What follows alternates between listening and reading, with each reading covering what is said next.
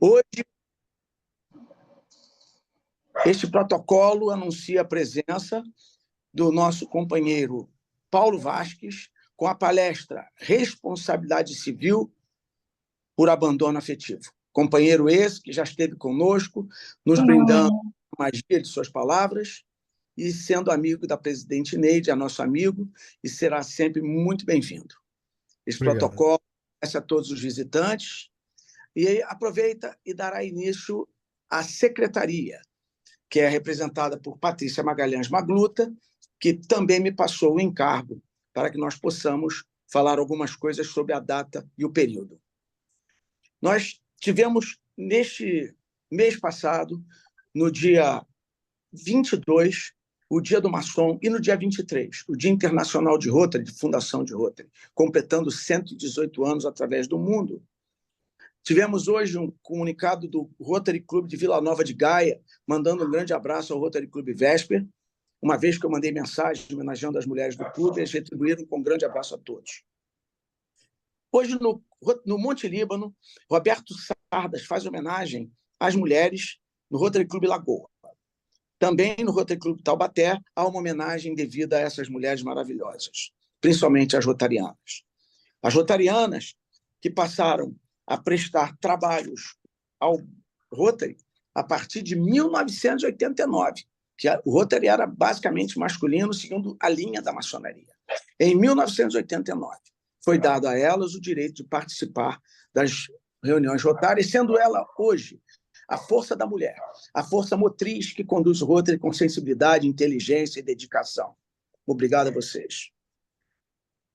Também às 19 horas, começaremos hoje a Semana Rotária, na Câmara de São José dos Campos, uma festiva de 8 a 14/3, com um jantar no final. Rotary Clube da Barra, com palestra sobre a Operação Barra Presente, e o palestrante é o Capitão Castelo. Hoje, visita do governador Luiz Carlos Fávaro ao Rotary Clube do Rio de Janeiro, no Yacht Clube do Rio de Janeiro, às 12 horas. Rotary Clube Tijuca, o tema Exercício Físico abre as portas do corpo, cérebro e alma, com Mary France, que é educadora física. E nesta última quarta, dia 1/3, tivemos o seminário no Hotel Sheraton, fazendo referência ao seminário ocorrido, que foi maravilhoso, tá? Com a presença da presidente internacional de Rotary, Jennifer Jones, e tivemos um jantar de gala maravilhoso. E culminando no dia seguinte, dia 2, no Rotary Clube Rio de Janeiro, fazendo um almoço de despedida no Yacht Clube do Rio de Janeiro. E foi um dia maravilhoso, com muita alegria, muita satisfação. Certo? Bom, então, eu gostaria, nesse momento, de convidar a nossa companheira Neide Benchimol para que possa ler o currículo vitae do nosso querido amigo e convidado palestrante. Por favor, companheira Neide. Muito obrigado, Cândido. É com prazer que eu vou passar a fazer a leitura do currículo do nosso amigo Paulo Vasques. Educação. Paulo Vasques tem especialização em Direito, com ênfase em Responsabilidade Civil, pela Fundação Escola Superior da Defensoria Pública do Estado do Rio de Janeiro, FESUDEPERJ, julho de 2001 a julho de 2000 a 2001.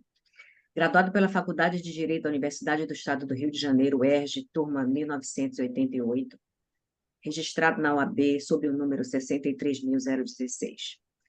Professor de inglês formado pelo Centro de Cultura Anglo-Americana, curso regular 78 a 1985, e curso de formação de professores realizado entre agosto de 1985 a julho de 1986.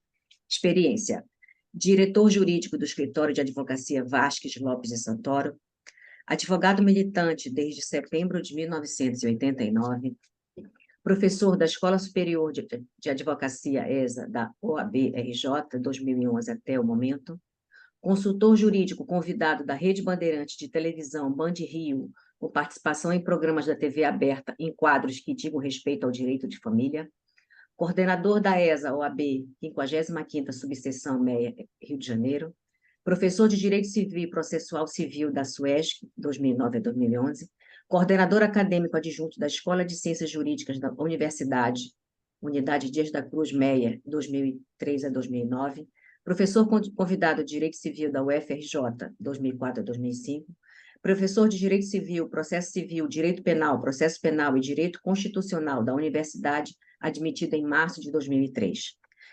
31 anos de experiência de advocacia nas áreas civil, criminal e empresarial na comarca da capital do estado do Rio de Janeiro. Advogado por 3 anos da empresa SETA Agromineração Limitada. Prestação de serviços no Brasil, no ano de 2000, ao Bureau Francis Lefebvre, um dos mais conceituados escritórios de direito empresarial da França, com sede na Europa, Nova York, e escritórios em Nova York e Buenos Aires. Depósito de marca de serviço e de comércio perante o Instituto Nacional de Propriedade Industrial, INPI. Consultor convidado pela editora Abril a prestar assessoria jurídica gratuita aos seus leitores através de uma das seções da revista Cláudia de circulação nacional, intitulada Lei e Direito. Centro de Cultura Anglo-Americana, como professor de inglês, no período de 1986, setembro, até 31 de 12 de 2001. Na UERJ, escritório modelo da Faculdade de Direito, foi monitor com atividade em contencioso civil, criminal e de família, no período de março de 1987 a dezembro de 1988.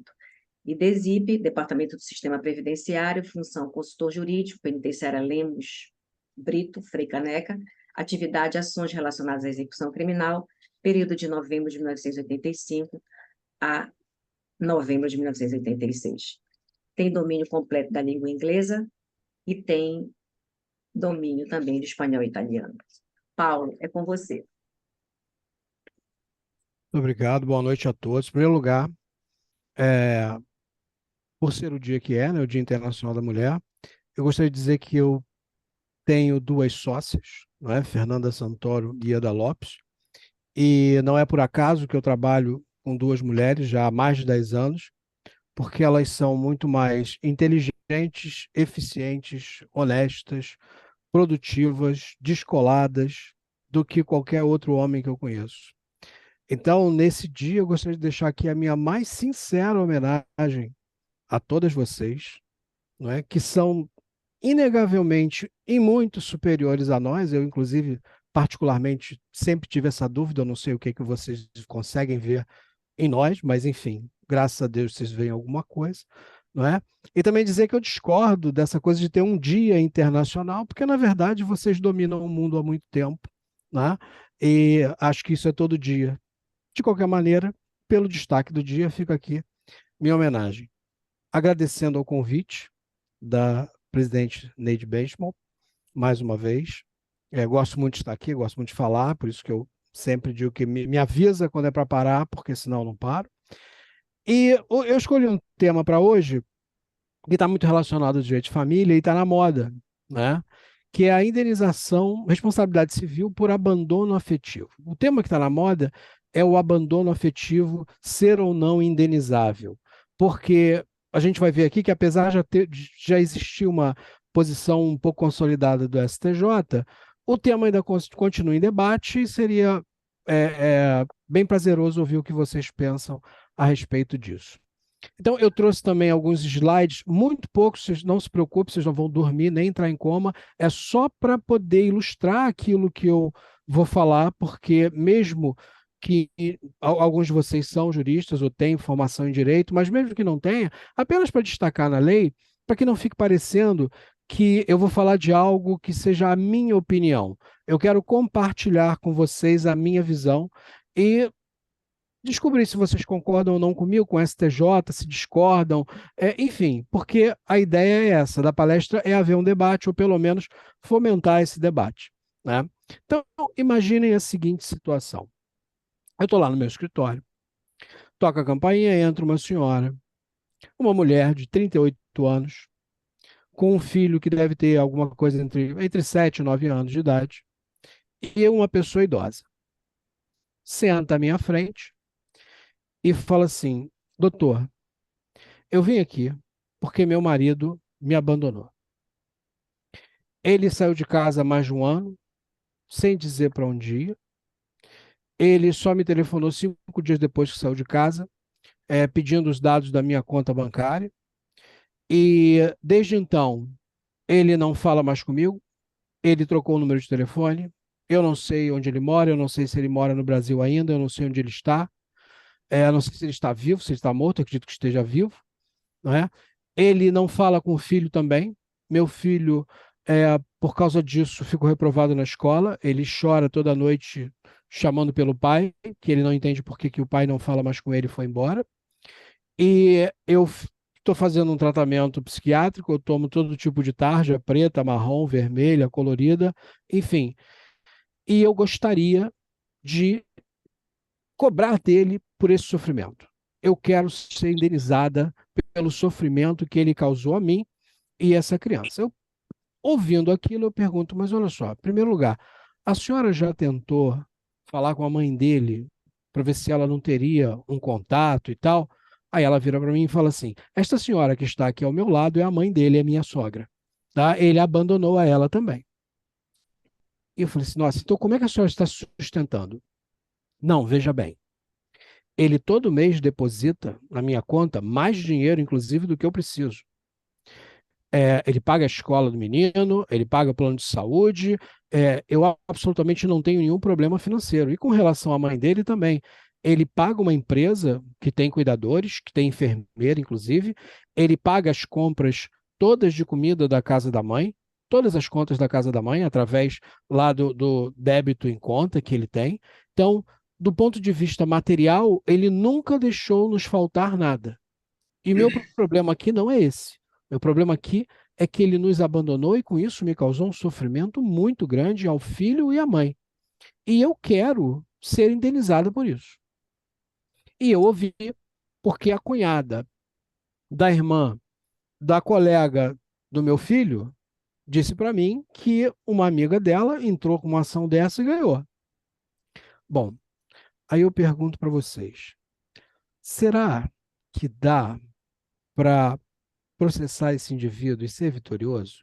Será que ele é obrigado a indenizar a esposa, ao filho e até eventualmente a mãe, porque desapareceu? Ah, ainda tem um detalhe que ela fala: olha, inclusive eu tenho uma amiga minha que viajou para Gramado e eu não estou com a foto aqui agora, mas ela tirou e o viu lá em Gramado com uma menina que devia ter no máximo uns 26 anos, aos beijos e abraços, passeando, rindo pelas ruas de Gramado e tal, num passeio romântico, enquanto nós estamos sofrendo aqui.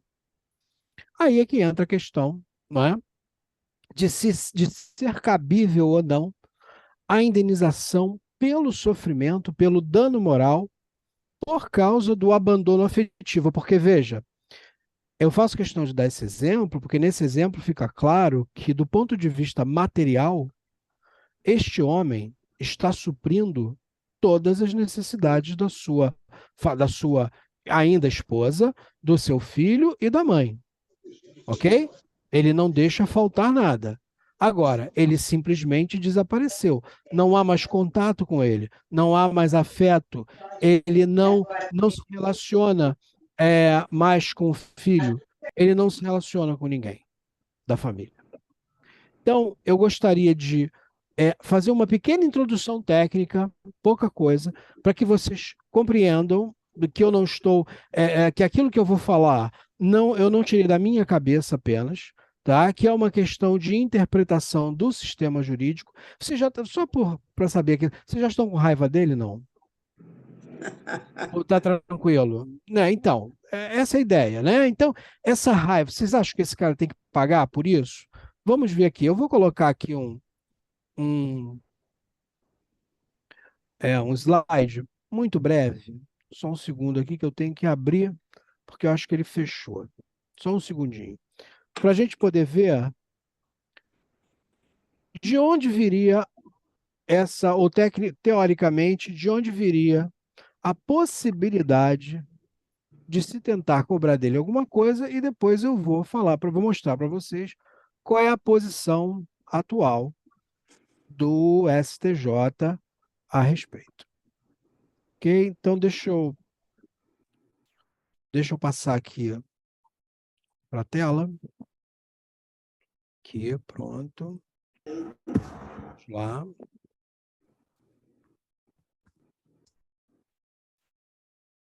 Vocês conseguem ver a minha tela? Sim. Ok. Sim, Paulo. Então, vamos lá. A gente tem aqui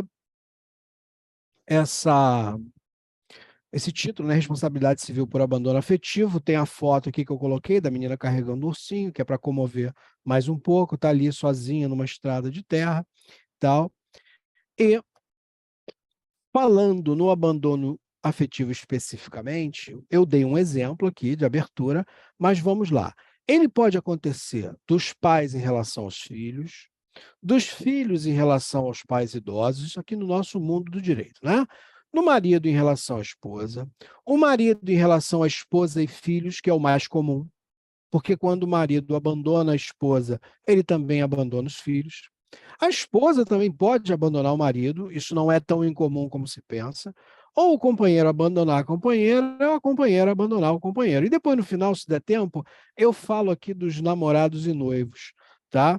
Porque também está na moda se tentar indenização pelo fim de relacionamentos. Bom, olha só, isso é muito importante, isso serve para a vida de vocês em todos os sentidos, tá? O que a Constituição da República, lá no artigo 5º e no inciso 2, ela diz? Ela fala: ninguém será obrigado a fazer ou deixar de fazer alguma coisa, senão em virtude de lei. O que é isso aqui? É o princípio da legalidade. Então você, não é? Cidadão brasileiro, você não está obrigado a fazer nada ou a deixar de fazer alguma coisa, a não ser que uma lei diga que você deve fazer algo ou que você deve se abster de algo, ok? Então, se não há previsão legal para uma conduta positiva, e se não há uma previsão legal, ou uma obrigatoriedade, melhor dizendo, de uma conduta negativa, ou seja, de um fazer ou de um não fazer, você não está obrigado a nada, certo? Então, este é o princípio norteador, uma das cláusulas pétreas, inclusive, da nossa Constituição. Muito bem. O nosso Código Civil, por sua vez, diz o seguinte, porque veja, nós estamos falando aqui da indenização por abandono afetivo. Então, nós temos que buscar na lei, em primeiro lugar, qual é a base para a responsabilização civil de um indivíduo, não é?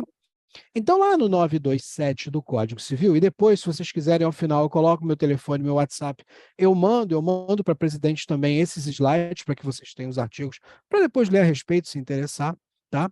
Lá no artigo 927, que é o título 9 do Código Civil, que trata da responsabilidade civil e trata da obrigação de indenizar, ele diz o seguinte: aquele que por ato ilícito, e eu coloquei aqui em amarelo porque isso é importante, veja bem, ato ilícito é um ato ilegal, ou seja, você tem que fazer algo que esteja violando, que viole a lei. E o próprio artigo diz que a definição de ato ilícito está lá nos artigos 186 e 187. Então, voltando. Aquele que por ato ilícito causar dano a outrem, fica obrigado a repará-lo. Ok. Então, o Código está nos dizendo, olha, se você pratica um ato ilícito, um ato ilegal, e você causa dano em virtude dessa sua conduta, você está obrigado a reparar esse dano. Ok. Aí, lá no Código Civil, ainda nos artigos 186 e 187, você tem a definição do que seria o ato ilícito que geraria a possibilidade de indenização, não é? O direito a uma indenização. Então, vejam, diz o 186, aquele que por ação ou omissão voluntária, negligência ou imprudência, violar direito, então, mais uma vez, vem o Código exigindo a violação de um direito e a causação de um dano, está lá, ó, violar direito e causar dano a outrem, ainda que exclusivamente moral, que seria a nossa hipótese aqui, comete ato ilícito. Então, veja, o cometimento de ato ilícito requer a violação de um direito e a causação de um dano, ok? O cometimento do ato ilícito, para ser indenizável, ele deve violar um direito e causar um dano. O 187 complementa dizendo que também comete ato ilícito aquele que se excede, que excede os limites impostos pela lei. O que é isso? É o chamado abuso de direito. Então, tanto comete ato ilícito aquele que viola frontalmente a lei, fazendo ou deixando de fazer alguma coisa que deveria, tá? Como aquele que, apesar de estar exercendo um direito, o excede. Por exemplo, legítima defesa. Tá? O indivíduo, você está armado, o indivíduo tentou levar seu carro, você consegue revidar, e no primeiro tiro que você deu, ele já caiu no chão. Ele já não representa mais uma ameaça para você. A arma dele caiu longe dele. E ele está ali no chão gemendo pelo tiro que você deu nele. Mas não satisfeito, você abre a porta do carro, vai lá, dá mais 3 e o mata. Pergunto, você, no primeiro tiro, estava agindo em legítima defesa? Sim. Você estava exercendo o seu direito? Sim. Agora, a partir do segundo tiro, você já estava o quê? Se excedendo, não é? Você já estava abusando do seu direito de legítima defesa. Para não ficar só no campo aqui do direito penal, no direito civil, nós também temos o chamado desforço imediato do esbulho possessório. O que quer dizer isso? Quer dizer que você pode repelir uma invasão à sua propriedade, desde que seja no momento em que ela está ocorrendo, com a força. Então, se você tem um sítio, por exemplo, e o seu vizinho arrebenta a sua cerca e invade o seu patrimônio, invade o seu perímetro ali, você tem direito de, naquele momento da invasão, ir lá e repelir à força aquela invasão. Então, digamos que você vá lá e faça isso. Nem com arma. Digamos que você e outros funcionários consigam repelir a invasão usando lá uns pedaços de pau, um taco de beisebol, alguma coisa do tipo, tá? Muito bem. Ele já recuou e já está dentro da propriedade dele novamente agora. Mas você, digamos assim, entusiasmado com aquela situação, continua batendo nele mesmo já com ele caído dentro dos limites da propriedade dele. Pergunto, você ali está exercendo seu direito ou você já está praticando um ato ilícito? Você está praticando um ato ilícito porque você já está o quê? No excesso. Você já está no abuso do direito. Ok? Muito bem. Então, veja bem, para que você seja obrigado a indenizar alguém por um prejuízo material ou moral, é preciso que você viole um direito e cause um dano, porque aí você vai estar cometendo um ato ilícito. Igualmente ilícito será aquele ato quando você extrapolar do seu direito. Ok? Então, essa é a base da responsabilidade civil no direito civil brasileiro. Tá? São essas disposições aqui. E aí, espera aí que não passou o slide. Vamos lá. Quais são os argumentos daqueles que entendem que existe a possibilidade de você obrigar alguém a indenizar um dano afetivo?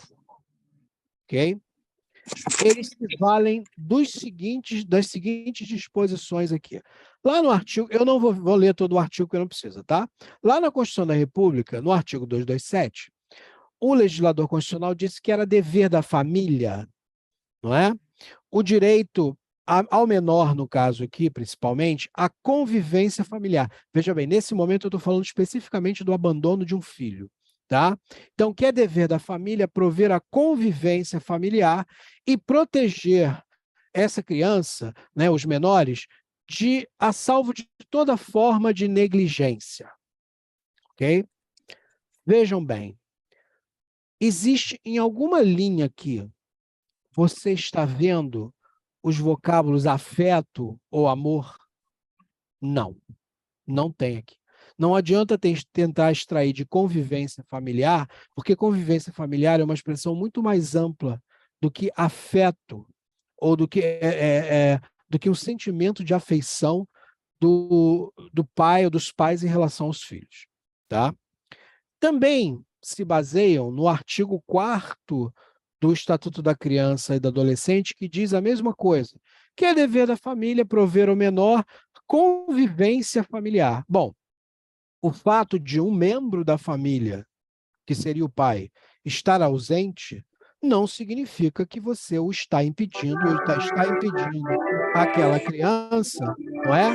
De que tenha ou que desfrute da convivência familiar.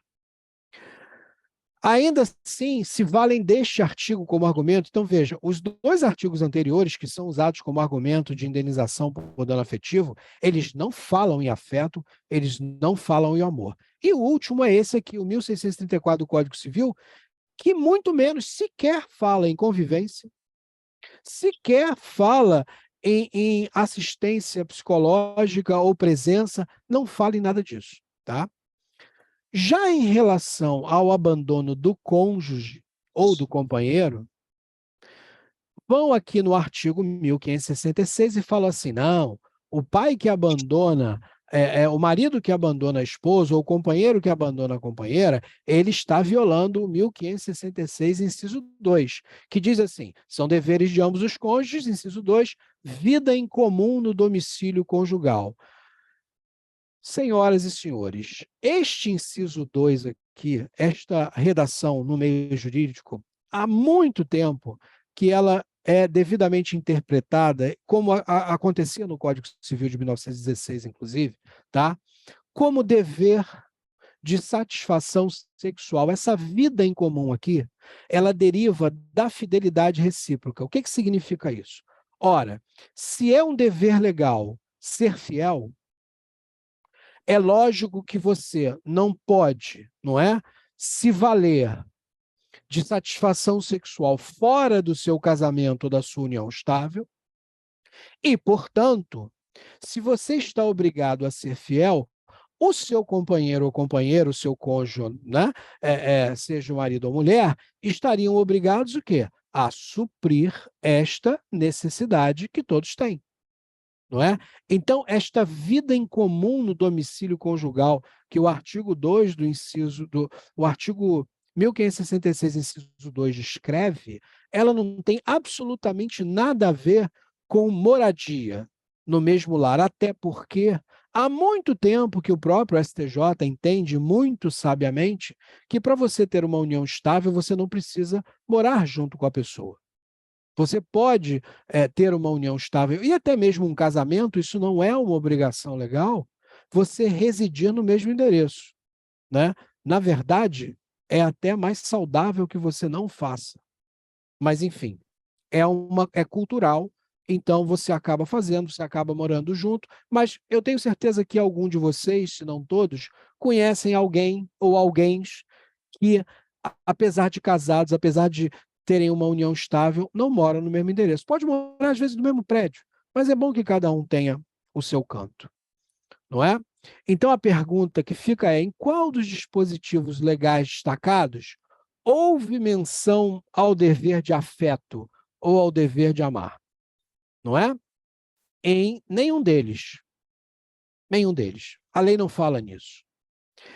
Quando eu dava aula na faculdade de Direito de Família, o, o, o programa, né, de Direito de Família, o conteúdo programático da disciplina, e assim como o Código Civil, eles começam justamente pelo casamento.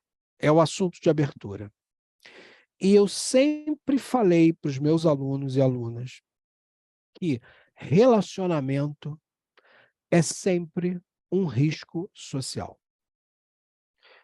O que eu já ouvi, vocês devem ter ouvido também de colegas se lamentando e tal, daquela pessoa que terminou um relacionamento com alguém que você conheça e aquele indivíduo, aquela mulher arrasada, fala assim: não, mas ele dizia que me amava, ele falava isso o tempo todo. No começo do nosso namoro, era meu amor para cá, meu amor para lá, não sei o que lá.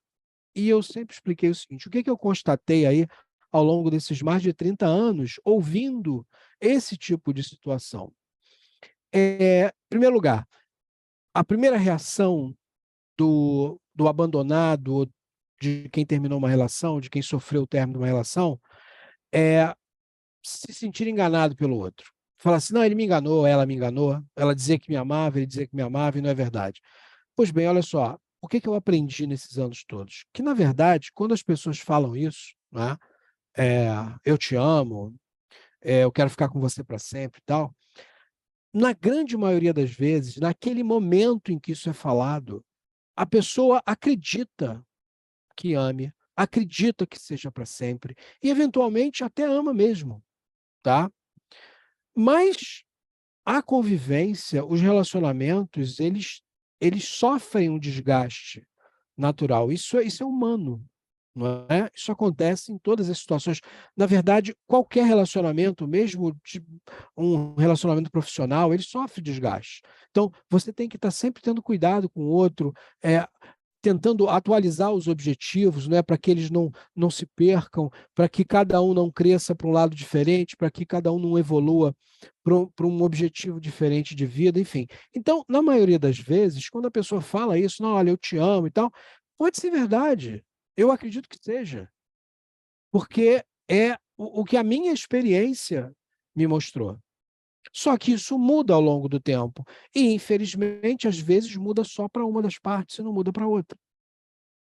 Não é raro, acontece, é mais difícil, na verdade, e que isso aconteça para ambos e que haja aquele término consensual, em que, enfim, o casal chega à conclusão que não dá para continuar. Mas não é a regra, tá? Bom, apesar de tudo isso que eu falei aqui, apesar da lei não obrigar ninguém a sentir afeto ou sentir amor pelo outro, o STJ, deixa eu ver aqui que tirou, acho que foi 2012, se eu não me engano. É que o quadrinho aqui do slide do Zoom está na frente aqui. Mas foi 2012. O STJ condenou um pai a indenizar uma filha por abandono afetivo. E aí a ministra Nancy Andrighi, ela cunhou uma frase que ficou famosa.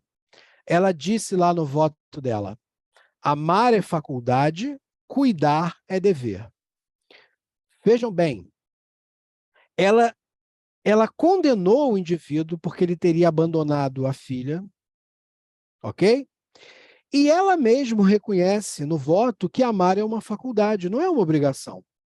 Porque, na verdade, este caso aqui, que foi o primeiro, que foi o que ganhou mídia, que foi o início de toda a celeuma, nesse caso, o pai, na verdade, havia abandonado afetivamente e materialmente a filha. Ele não provia nada, ele não pagava nada, deixou a família numa situação difícil. Então, eu acredito que a ministra ela se deixou levar, se contaminou pelo abandono material e fez com que esse abandono material refletisse no abandono afetivo, ou na ideia dela de abandono afetivo. Por quê? Porque a própria frase dela contradiz a decisão que ela deu. Porque se ela se ela afirma que amar, e isso ela afirmou na decisão judicial, ok? Isso está no acórdão. Se ela disse que amar é uma faculdade e cuidar é um dever, quando ela diz cuidar é o cuidado material, não é? Ela não poderia tê-lo condenado por abandono afetivo. Mas, em 2017, o próprio STJ corrigiu esse entendimento, tá? E é por isso que eu falei que quem tiver curiosidade para ler a respeito, é só me pedir que eu mando depois aqui o slide, que tem o número do recurso especial em que isso foi decidido. Então, 5 anos depois dessa decisão em que a ministra condenou o pai por abandono afetivo, o próprio STJ, também numa ministra, Maria Isabel Galotti, a outra ministra, a ministra Nancy Andrighi, uma outra ministra, não é, disse o seguinte: não há dever jurídico de cuidar afetuosamente. O abandono afetivo, se cumpridos os deveres de sustento, guarda e educação da prole, ou de prover as necessidades de filhos maiores e pais em situação de vulnerabilidade, não configura dano moral indenizável. Ou seja, se você dá todo o apoio material e financeiro que a família precisa, você não pode ser condenado pelo abandono afetivo. E esse é o entendimento que tem vigorado até o momento, tá? Tem meu WhatsApp aqui para quem quiser me pedir esse arquivo, também vou mandar para a presidente, tá? Então vocês fiquem à vontade, quem quiser estudar ou saber mais sobre esse assunto, enfim. Mas ainda não acabei não, eu quero falar em uma outra coisa aqui. Então, em primeiro lugar, o que eu queria passar para vocês é exatamente a ideia de que a lei, ou na lei brasileira, não existe a obrigação de afeto. Na lei brasileira, não existe a obrigação de amar, ok? E, apesar do STJ ter inicialmente tido um posicionamento no sentido de que o abandono afetivo seria indenizável, ele hoje corrigiu o rumo e passou a entender que o simples abandono afetivo, se provido materialmente o filho, a prole, a família, os pais, enfim, qualquer pessoa daquela família em situação de vulnerabilidade, então não haveria que se falar em ato ilícito, porque não haveria violação de nenhuma lei, ok? Agora, existe uma outra faceta, e eu acho que é uma confusão a respeito dessa questão do abandono afetivo. Eu vou dar um exemplo real para vocês, claro, sem nome, ok? Para que vocês entendam que não se deve fazer uma confusão entre o prejuízo material e o prejuízo afetivo.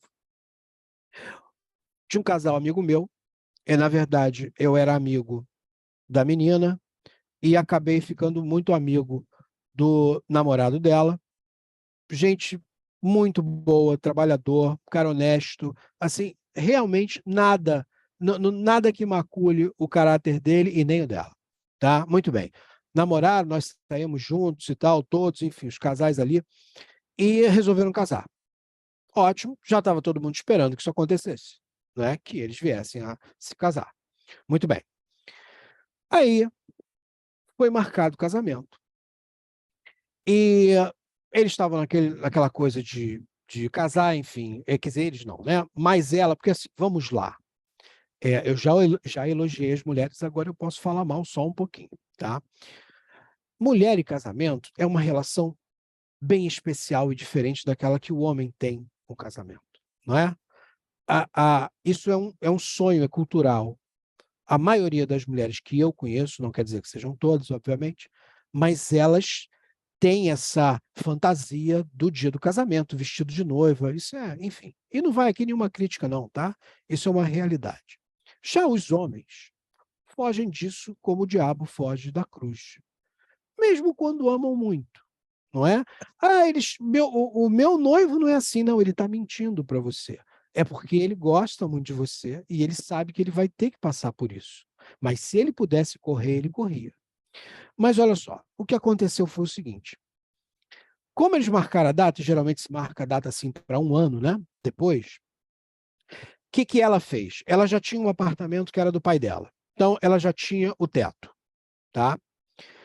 Ele estava abrindo um negócio, como eu falei, ele era um cara muito trabalhador, muito inteligente, ele estava abrindo uma consultoria e estava com pouco dinheiro.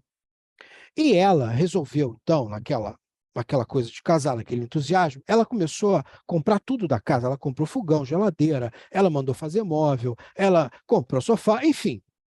Ela começou a mobiliar a casa toda ao longo desse ano que antecederia o casamento. Pois bem, o que acontece?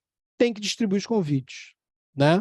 Hoje em dia o pessoal até manda pelo correio e tal. Dessa época, isso já deve ter uns 20 anos, tá? O pessoal costumava entregar convite, eu acho mais chique, mais fino, não é? Você entregar na casa da pessoa, você vai lá, passa lá, toma um café, enfim. Bom, você pode, hoje mandam até pelo WhatsApp, né? Mas tudo bem. Naquela época se entregava. Então, como ia acontecer um aniversário de uma criança, aqueles aniversários em casa de festa, em que ambas as famílias estariam reunidas, com vários convidados ali enfim, digamos assim, a grande maioria dos convidados estaria na mesma festa ao mesmo tempo. Lógico que a ideia brilhante da noiva foi o quê? Vamos levar os convites para a festa e vamos distribuir lá, certo? Perfeito, como eu disse, as mulheres são muito inteligentes. Olha o que ela ia fazer. Ela ia pessoalmente entregar o convite a todos, sem precisar ficar se deslocando para a casa de um e de outro. Bom, chego eu nessa festa, porque eu estava convidado também. Minha mulher entra, porque a mulher já corre já entra para tentar pegar um lugar legal, sentar bem, ficar ali à vista do garçom e tal. O noivo estava na porta, minha mulher entrou e ele chegou para mim e falou assim: Paulo, dá para falar um instantinho com você? Aí eu falei: tudo bem.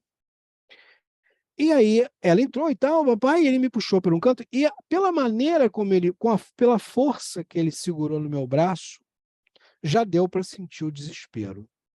Eu percebi que o que ele ia falar era algo que eu não ia gostar muito de ouvir ou que ia me deixar numa situação delicada. E ele virou para mim e falou assim: cara, eu não quero mais me casar. Aí eu falei: que isso? Você está maluco? Você está com medo? Eu sei como é que é, eu tive isso, todo mundo tem. Todo homem tem, mas depois isso passa. Não esquenta a tua cabeça, não. Isso aí é porque está chegando perto, falta um mês só e tal. Não, não. Olha só, eu não quero me casar. Eu não gosto mais dela. Falei: que isso, cara? Como é que não gosta? Vocês estão juntos há tanto tempo? Isso aí, você está confuso, cara. Relaxa. Para pensar um pouquinho. Vamos lá entregar esses convites, se diverte e tal. Paulo, eu conheci uma outra menina. Eu falei: lascou-se. Eu falei: é mesmo? É. Cara, eu tô apaixonado. Eu não consigo nem olhar para a cara da fulana que era noiva dele. Como eu falei, eu não vou dizer nomes aqui. O que eu faço? Eu falei: olha só, honestamente, faltam menos de 30 dias para o seu casamento. Cara, bota a cabeça no lugar, casa, entendeu? Vê se realmente não é isso que você quer. E depois eu faço até o teu divórcio. Mas imagina o drama que vai ser se há 20 e poucos dias do casamento você disser para ela que você não quer mais casar. A mulher montou a casa inteira. Tá todo mundo aí na festa. Todo mundo, inclusive, adora você. Cara, não faz isso. Bota a tua cabeça no lugar, entendeu? Amanhã a gente conversa, se você quiser e tal, mas não. Pô, essa menina pode ser só um entusiasmo teu aí, isso pode passar, depois tu vai se arrepender, vai perder a mulher da tua vida, com quem você se relaciona já há tanto tempo. Bota a tua cabeça no lugar, cara. Aí ele: tudo bem, não sei o que lá, não estava com muita convicção, não, né? Pois é. Aí eu entrei, sentei à mesa, minha mulher virou para mim e falou assim: o que ele queria? Eu já sabia que ela ia perguntar isso. Aí eu falei: cara, problema lá de computador, que ele estava me explicando um negócio que ele fez, ele queria saber minha opinião lá, porque um fornecedor não entregou, não sei o que e tal. Aí ela falou: porque mulher é um problema? Mulher, né? É assim, é um ser. Eu não sei, deve ter uma aura cheia de antena, porque parece que pesca tudo que acontece em volta. Ela falou assim: esse tempo todo para falar de fornecedor? Eu falei: cara, eu sou advogado, ele está me perguntando lá, ele comprou, adquiriu lá um monte de coisa, não entregaram errado e tal, e ele queria saber qual seria o melhor caminho, seria trocar, seria processar, se ele troca de fornecedor, e a gente vai falando de outras coisas, bobagem e tal. Tá bom, não se convenceu muito não, mas eu me saí bem. Aí também aí chega um, chega outro para falar, né? Aí eu aproveitei, levantei, saí da mesa e fui falar com outro casal que eu conhecia, que é para ver se aquele assunto morria, né? Pois bem, a festa transcorreu normalmente, voltamos para casa e quando eu estava no carro, ela virou para mim e falou: era só isso mesmo que ele queria falar com você? Aí eu falei para ela: cara, que inferno, sim, era só isso, não tem mais nada. Que você quer ligar para ele para perguntar? Não, não, não sei o que lá, então tá bom. E ali, sabe, mas assim, parece que estava escrito na minha cara, né? Pois bem, fui dormir. Eu me lembro que na suíte, no quarto, a tomadinha do meu telefone, ela estava estragada, eu tinha que trocar. Uma dessas coisas que a gente fica empurrando com a barriga para fazer, é porque eu tinha que tirar lá uma parte do móvel, passar um fio, enfim. E eu não fiz aquilo. Então, eu estava sem telefone, tá? Eu estava sem telefone no quarto. E aí, toca o telefone às 6h30 da manhã, lá em casa, na sala. Aí ela levantou, olha só, eu já sabia que aquela hora ou tinha morrido alguém, ou aquele casamento tinha ido para o espaço, né? Aí eu só escuto, aí eu resmunguei lá, eu falei, pô, telefone, essa hora deve ser trote, alguma coisa assim, mas eu já fiquei tenso ali. Aí ela levantou para atender. É que nem Big Fone, né? A mulher sai correndo para atender. Aí eu, que? Oi, fulana, era a noiva, né? Aí eu falei, cara, 6h30 da manhã. O quê? Peraí, eu não estou entendendo. Mas para de chorar. Olha só, mas agora? Mas ele te falou isso agora? Chega lá e o telefone, mas calma, olha só. Eu vou aí. Tá, não sei o quê, ficou naquela coisa.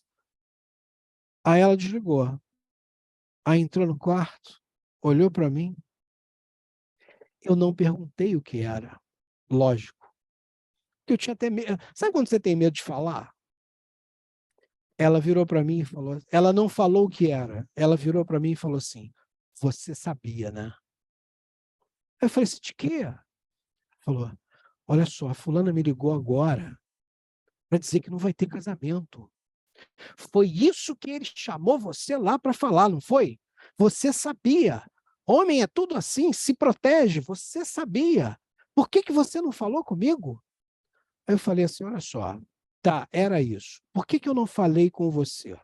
Porque se eu falasse com você, em primeiro lugar, que ele me falou isso. Mas eu também eu não falei, não mencionei, óbvio, que ele tinha conhecido outra menina, tá? Eu falei assim: olha só, ele me falou isso. Só que eu mandei ele pensar. Vai que eu falo para você e você liga para tua amiga preocupada com ela e fala alguma coisa. E adianta o assunto. E vai que no dia seguinte ele já se arrependeu e mudou de ideia. Como é que a gente faz? Aí a responsável pelo término do casamento seria você, que foi lá contar para ele algo que tinha que partir dele e não de você. Mas que absurdo, que canalha, que não sei. Eu falo, olha só, eu não vejo assim. E mulheres, por favor, eu sei que é o seu dia, mas olha, eu realmente não consigo ver assim. Eu reconheço que eu pedi para ele pensar a respeito e até sugeri que ele casasse e visse depois, porque estava tudo pronto, não é? Mas eu confesso que talvez não tenha sido o melhor conselho e também acho que ele, na verdade, só queria falar porque ele não queria mais ser aconselhado. Mas eu contei essa história toda por quê? Porque aí ela virou e falou para minha esposa depois, a mim ele não ia contratar, obviamente, que eu era amigo do casal. Ele falou assim, eu vou pegar um advogado e eu vou processar ele. Porque esse sofrimento dele, e olha o que eu gastei. Eu gastei um dinheirão com aquela casa. Aí eu pergunto a vocês, alguém mandou ela fazer isso? Não. Mas vamos separar as coisas. O fato dela ter comprado fogão, geladeira e sofá quer dizer que ela não vai mais usar? Não, ela pode usar aquilo. Mas ainda que ela não fosse usar, e ainda que ela demonstrasse que ela teve um prejuízo com a expectativa do casamento, tá? Isso seria um dano material, não é? E não um dano afetivo indenizável. Porque, mais uma vez, a questão afetiva, você não pode mensurar e nem fixar uma indenização para ela, porque na lei a responsabilidade civil depende do cometimento de um ato ilícito. Ato ilícito é aquele que viola a lei e não existe lei nenhuma que obrigue você a gostar de ninguém. Então, esse é o resumo da ópera. E volto aqui à frase que eu dizia sempre para os meus alunos: relacionamento é risco social. Quando alguém diz, eu te amo, eu quero ficar com você para sempre, cabe a você acreditar ou não. Cabe a você compreender também que pode ser que aquilo esteja sendo dito no momento em que a pessoa acredita no que está falando, mas pode ser que aquilo mude com o tempo. Então, daí, risco social. Então, relacionamentos e seus términos são riscos sociais previsíveis e, até segunda ordem, não indenizáveis do ponto de vista afetivo. ok? 5 minutos. Era isso que eu queria expor a vocês hoje. Se vocês quiserem fazer perguntas, tirar alguma dúvida, enfim, fiquem à vontade. Muito obrigado, Paulo Vasques. Eu que agradeço. Foi uma viagem, tá, em causos da vida do direito e chegaram de forma tão clara, tão transparente, que você podia falar, mas que a atenção ia ser intensamente focada. Tá? Eu gostaria de que pessoas interessadas em formular perguntas manifestassem levantando a mão e que Neide Benchimol coordenasse no máximo 5 perguntas. Por favor. Dilma, por favor, você levantou a mãozinha.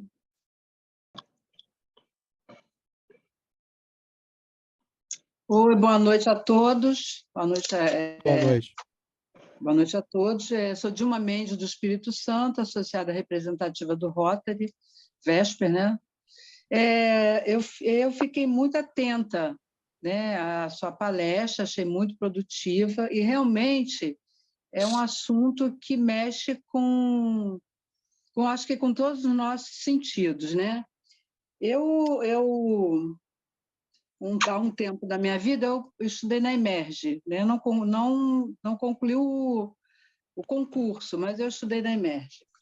E isso me fez relembrar, né, algumas coisas assim. Vou falar você Claro. tá? Quando você diz assim que não há realmente o dano afetivo, né? Naquele primeiro exemplo que você deu, do pai, aquele pai ele cumpriu tudo que está na lei, a não ser a guarda. Ele cumpriu, ele só não tinha a guarda da criança, ele só não estava lá com a criança, ele saiu. Tá?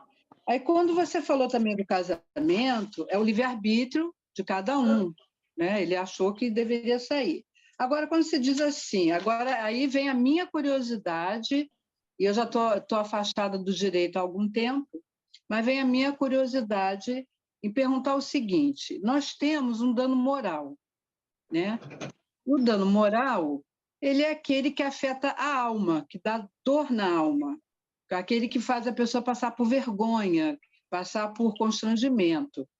Esse valor afetivo não seria mutatis mutantes um dano moral? Pois é, então, todo dano, por isso que eu quis colocar os artigos na tela, naquela apresentaçãozinha ali do começo. Você veja que no direito brasileiro, todo dano está associado sempre ao cometimento de um ato ilícito, não é? Então, quando você tem, por exemplo, um dano moral na esfera do consumidor, não é? Significa o quê? Que talvez o prestador de serviço ou comerciante, enfim, ele não cumpriu com o dever dele do ponto de vista consumerista, tá? Da lei de proteção ao consumidor. Ele violou, por exemplo, ele não entregou um produto. Vamos ficar dentro do casamento. Eu vou dar um exemplo que é até um exemplo bem clássico. A noiva que encomenda um vestido, né, pro costureiro e tal, o vestido de noiva, obviamente, para a data do casamento. Aí ela vai lá, faz as provas e tal do vestido, e tá tudo certo, mas o costureiro não entrega. Então, na data do casamento, ela não tem o vestido, ela tem que correr para alugar qualquer vestido, passa o dia inteiro chorando por causa disso, tendo lá o prestador de serviço violado o contrato que eles tinham e não entregando na data aprazada. Então, veja, você tem aí um descumprimento contratual, não é? Então, você tem a responsabilidade civil contratual e, decorrente dela, você também tem um sofrimento moral, psicológico. Então, veja, nesse caso, você pode cobrar o dano moral, você pode arguir uma indenização pelo dano moral, mas porque este dano moral foi gerado por um ato ilícito que correspondeu ao descumprimento contratual por parte daquele prestador de serviço. Então, toda vez que você busca um dano moral na legislação, ou mesmo nas decisões judiciais, você vai ver que eles estão sempre atrelados a um descumprimento da lei. E esse é o problema. Aqui, no abandono afetivo, não há lei que dê sustentação à caracterização de um ilícito o fato de você se afastar de um ente que lhe ama ou que tem por você grande afeto. Então, eu não estou negando, claro que não, que o sofrimento existe. Não é? O sofrimento pelo abandono existe.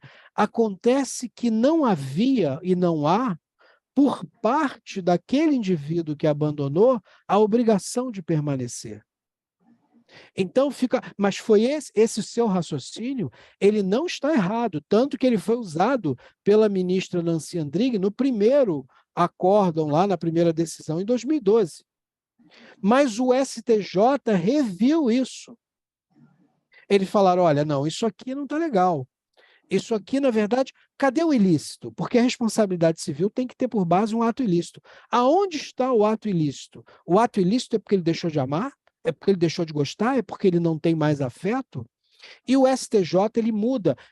Só respondendo aqui rapidinho, para dar um exemplo que é bem até engraçado.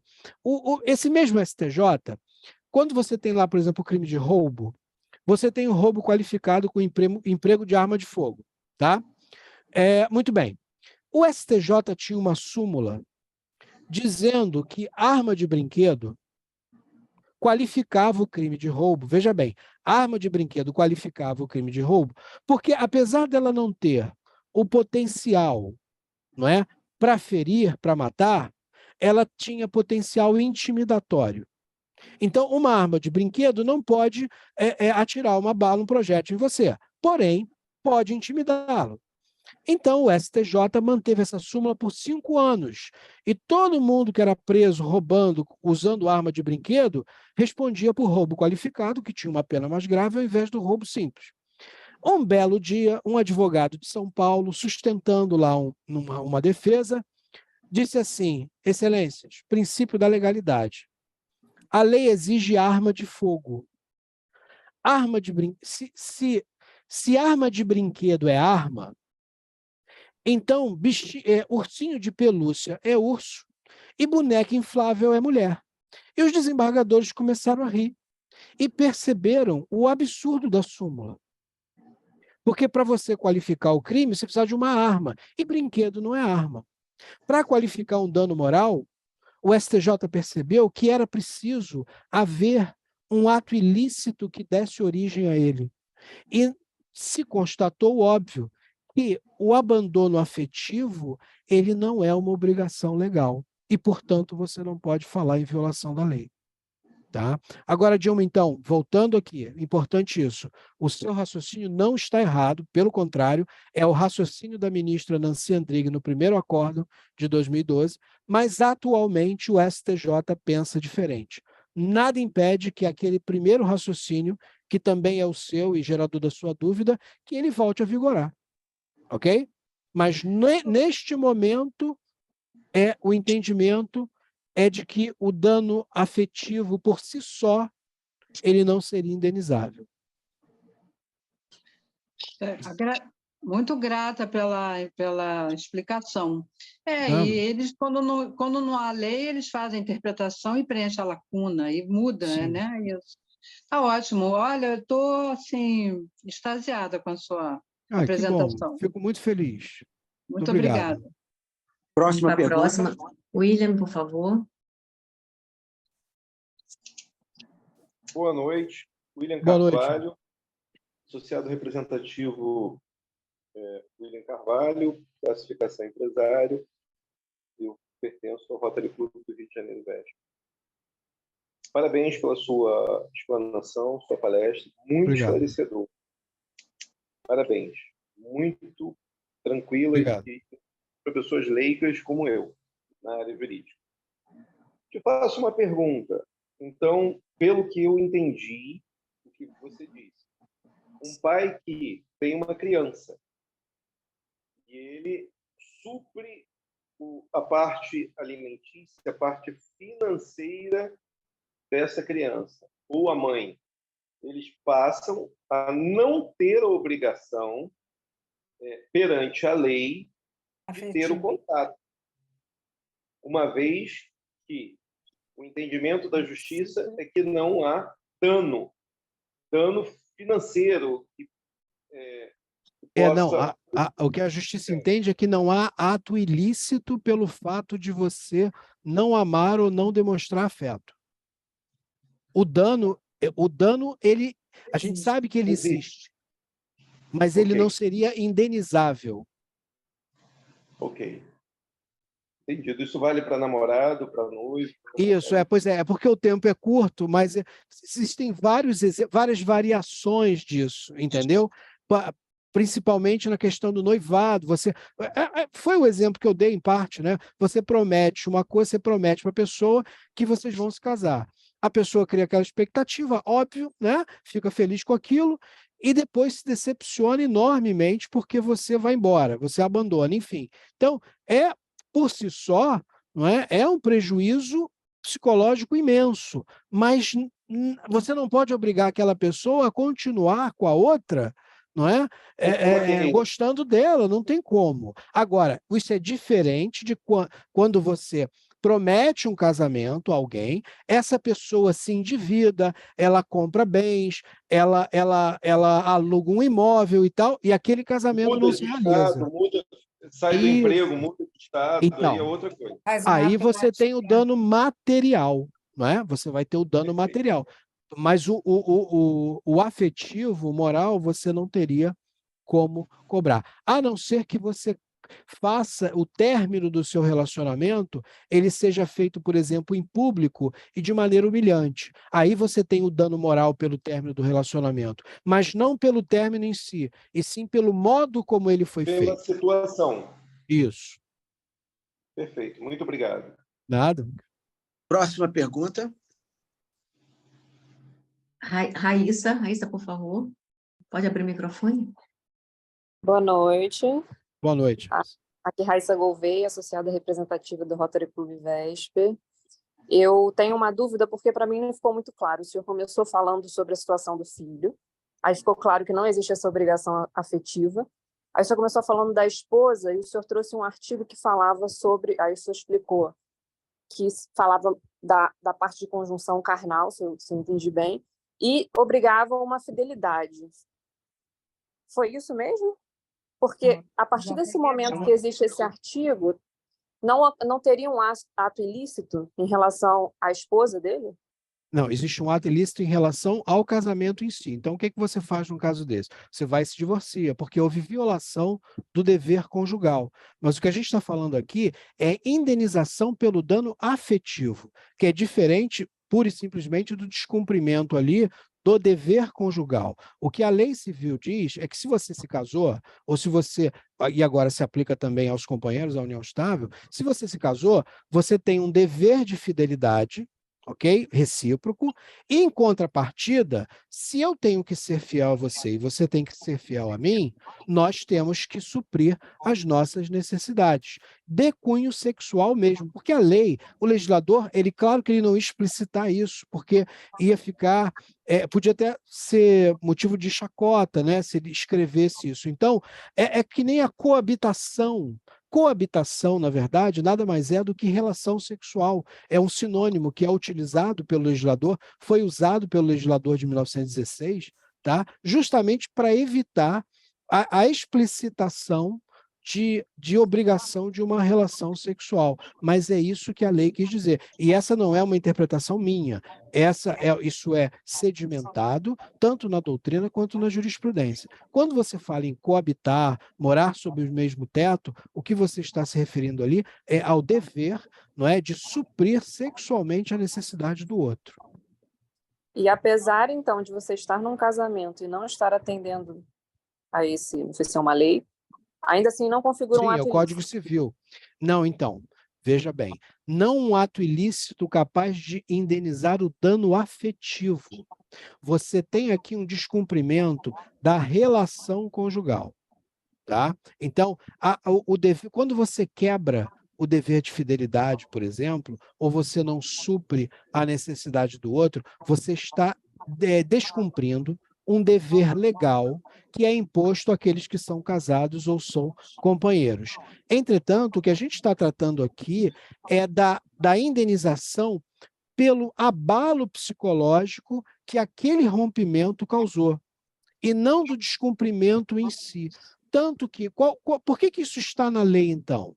É porque quando você descumpre um dever conjugal, e se você vier a se separar ou a se divorciar, e você vier a pedir alimentos, a própria lei civil diz que aquele cônjuge que é considerado culpado, culpado de quê? Culpado de violar os deveres conjugais, que são aqueles que eu mostrei, tá? Que ele vai ter direito apenas aos alimentos necessários. O que é isso? Alimento necessário é aquele alimento de subsistência, tá? Que é diferente dos chamados alimentos côngruos. O que são os alimentos côngruos? São aqueles que, além da subsistência, provém a você um nivelamento de status, ou seja, você recebe tanto para suprir as suas necessidades básicas, como também para manter o mesmo status que você tinha quando era casado, em status financeiro. Né? Vou te dar um exemplo aqui que saiu na mídia por muito tempo. Quando o Pelé ele se recusou a reconhecer uma filha fora do casamento e depois foi feito o exame de DNA e ela ganhou a ação e tal, ela já até faleceu, ela faleceu muito antes dele, né? Eu me lembro que, na época, há muitos anos, ele foi condenado a pagar, se eu não me engano, R$19 mil por mês de pensão alimentícia para ela. Tá?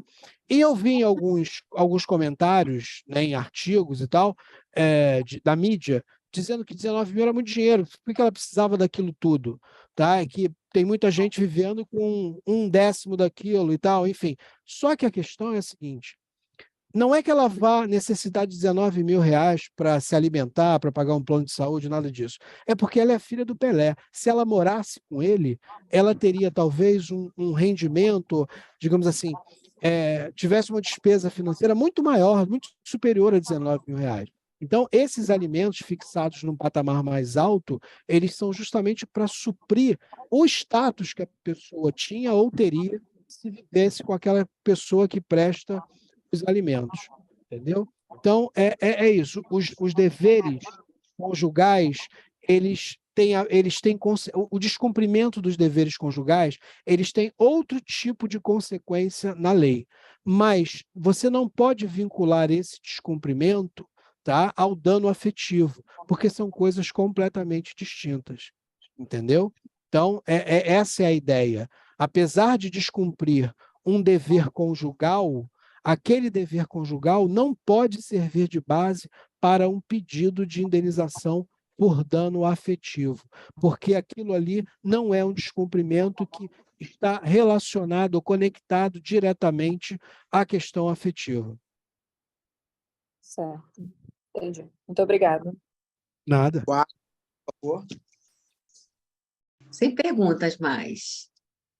Sem perguntas? Sem perguntas. Bom, antes de dar sequência à reunião e preparar para finalizar com o hino à bandeira, o Rotary Clube do Rio de Janeiro VESP, em nome da sua presidente, companheiros e companheiras, agradece por demais ao nosso querido amigo Paulo Vasques pela brilhante ação, pela sua contundente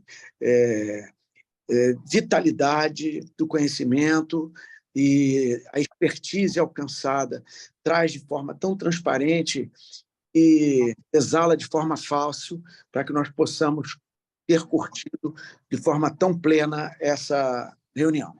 Eu queria aproveitar, então, e aí, depois desses agradecimentos formais, antes de encerrar a reunião, falar um pouquinho do Dia Internacional das Mulheres, até com uma instrução rotária.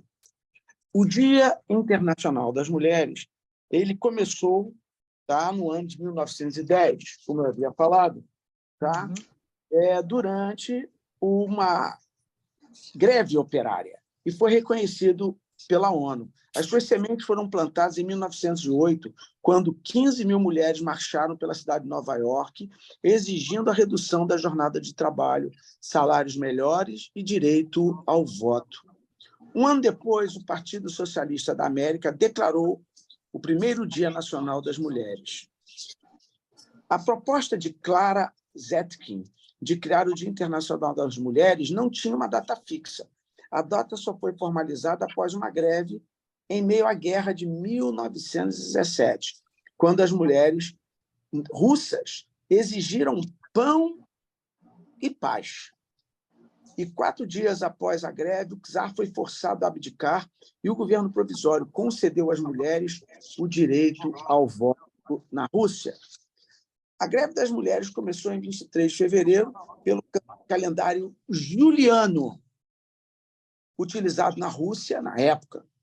Este dia corresponde a 8 de março, no calendário gregoriano, que é quando nós comemoramos, então, a partir desta sequência de fatos. E por que as pessoas usam a cor roxa? A cor roxa é frequentemente associada à data, pois significa justiça e dignidade. Roxo, verde e branco são as cores do Dia Internacional das Mulheres, de acordo com o site oficial. Roxo significa justiça e dignidade. O verde, a tão famosa esperança. E o branco representa a pureza, embora seja um conceito controverso. As cores se originaram da União Social e Política das Mulheres, na sigla inglesa, do Reino Unido, em 1908. O Dia Internacional é um feriado nacional em muitos países, incluindo a Rússia, onde as vendas de flores dobram durante 3 a 4 dias ao redor de 8 de março. Na China, mulheres recebem meio-dia de folga ao 8 de março, conforme recomendado pelo Conselho de Estado. Na Itália, o Dia Internacional das Mulheres, ou La Festa della Donna, é comemorado com a entrega de botões de mimosa. A origem desta tradição não é clara, mas acredita-se que tenha começado na Roma após a Segunda Guerra Mundial. Já nos Estados Unidos, março é o mês da história das mulheres. Todos os anos, um pronunciamento presidencial homenageia as conquistas das mulheres americanas.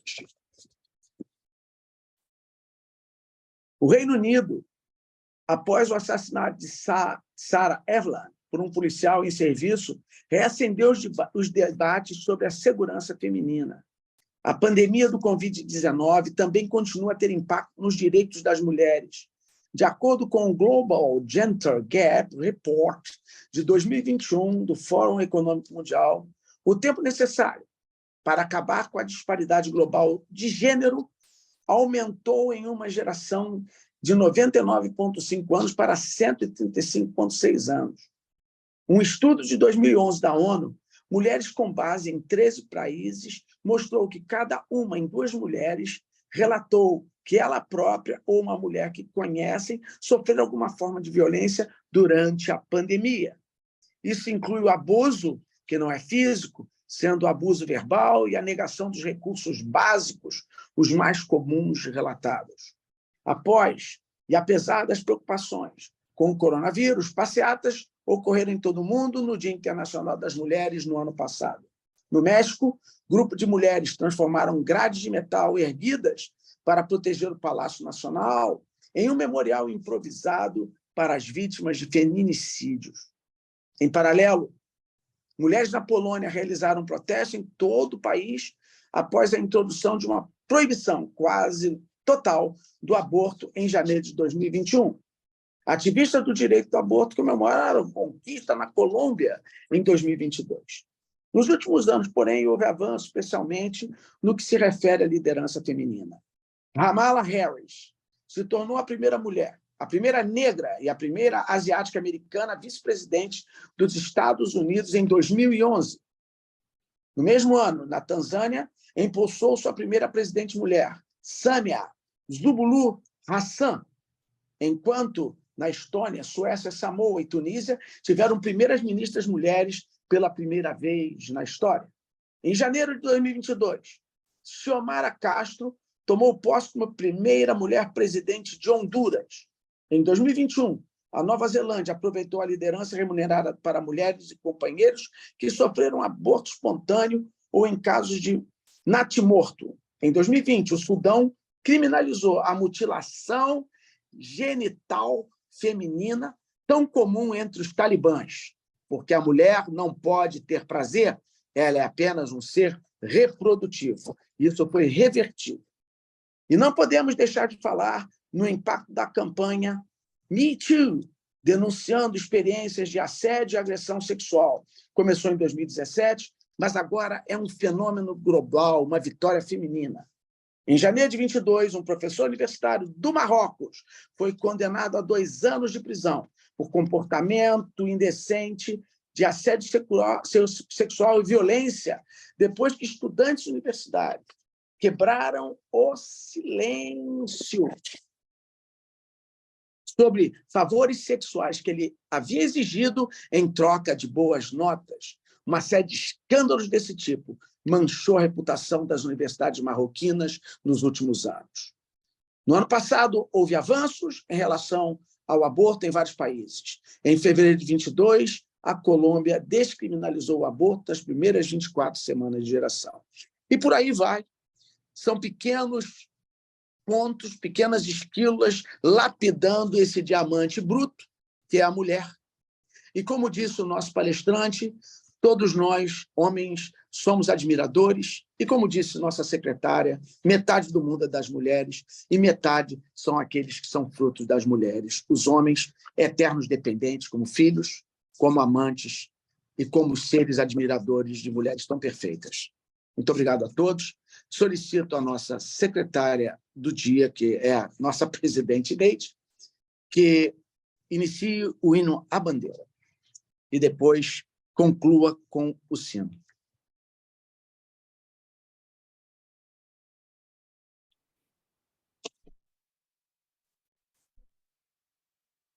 Salve, lindo pendão da esperança, salve, símbolo augusto da paz.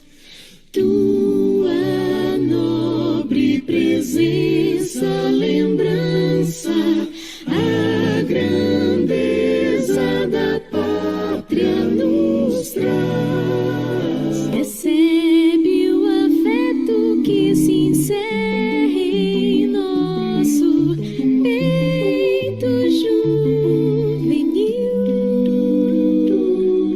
querido símbolo da terra, da amada terra do Brasil.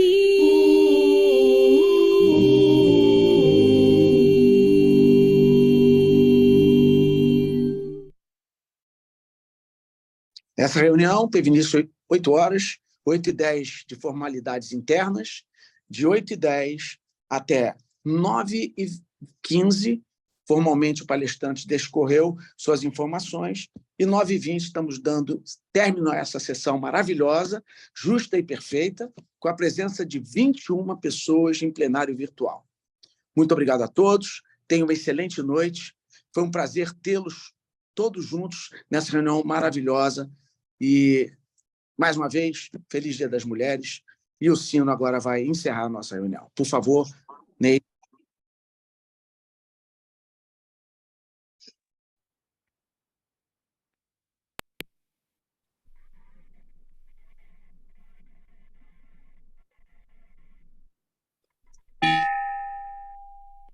Obrigado.